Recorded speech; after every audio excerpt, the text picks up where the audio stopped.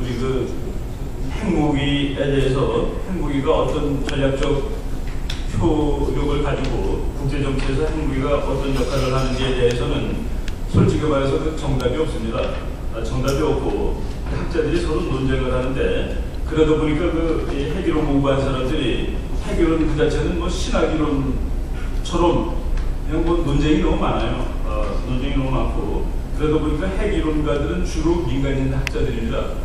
민간인 학자들이 2차 대전 이후에 핵이론을 개발했을 때 군인들이 너네들이 전쟁을 뭐하라 라고 얘기했을 때 민간인 학자들이 뭐라고 대답을 했냐면, 당신네들도 핵전쟁은 안 해보지 않았느냐 라고 얘기를 하고, 그래서 핵전쟁은, 핵이론은 항상 그 논란이 심합니다. 그 논란이 오늘 여기서도 뭐 그대로 재현이 되고 있는데, 그래서 이제 그 논리가 어느 쪽 논리가 더 센지 안 센지를 항상 그 실험을 해보면 아는데, 자연과학에서는.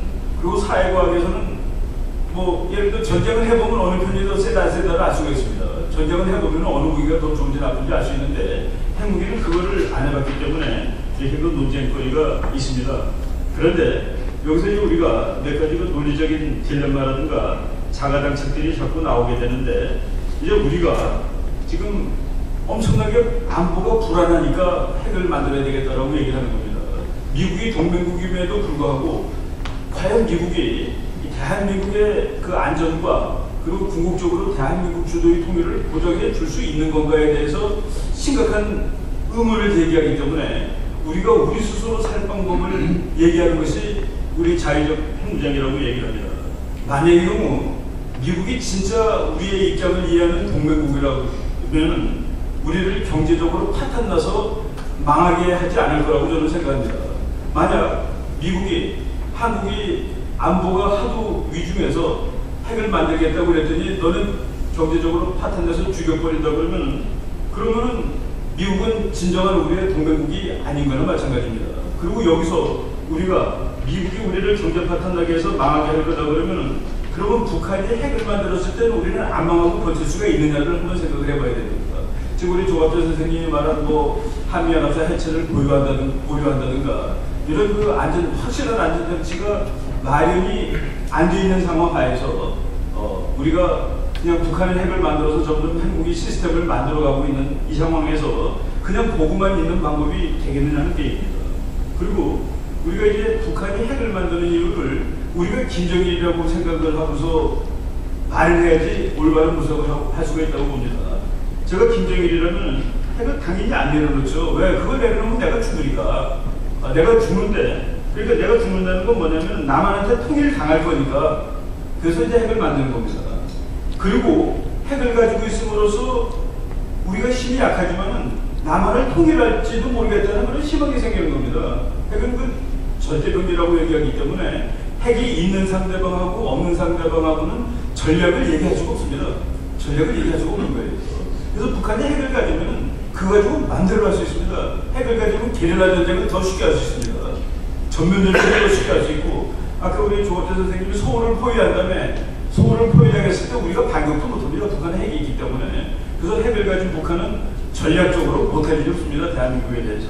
그래서 우리가 북한이 핵을 가지는데 우리가 북한을 통일하면 문제가 해결된다는 것은 논리적으로 좀 어려운 것이 아닌가 하는 그런 생각이 됩니다. 그래서 우리가 북한의 핵, 그러니까 안보상에서 우리가 살기 위해서 핵을 만들려다가 경제적으로 죽었다. 미국 때문에. 둘 중에 안보상으로 죽는 거하고 경제적으로 죽는 거하고 둘 중에 어떤 것을 택해야 될지라는 그 문제를 우리가 따져야 되는지도 사실은 모르는 겁니다.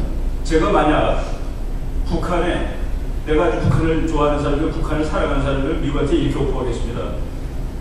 이것도 하나의 상상인데 뭐 신학자들이랑 비슷하다고 그랬으니까, 미국 너 내가 핵 만들고 까불고 그러니까 미치겠지? 걱정하지 마. 이거 다 네 거야. 나는 네가 이 한반도를 통일시켜주는 주역을 나로 시켜주면 되는 거야. 그럼 나는 자본주의 할 거고 친미국 할 거야. 내가 민주주의 하는 거 그거는 좀 자신 없을지 모르지만 그러니까 이거로 타결하자 말이지. 그리고 이 핵은 이거야. 그랬을 때 우리가 핵을 만들 때 우리를 경제 파탄에서 죽이는 미국이라면 난 그걸 받아들이는 미국이라고 봅니다. 북한이 북한이 지금 미국 사람들하고 통미봉람이 바로 그거 아니겠습니까? 그리고 그 조건이 언제 성립되냐면 미국 사람이 보기에 남한이나 북한이나 이게 그게 그거다.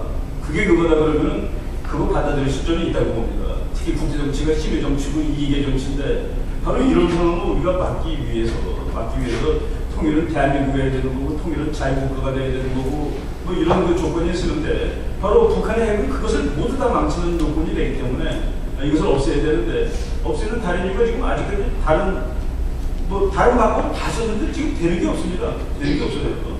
그리고 미국은 우리보다 훨씬 널널합니다. 미국은 통일된 한반도가 미국 편이면 되는 거죠.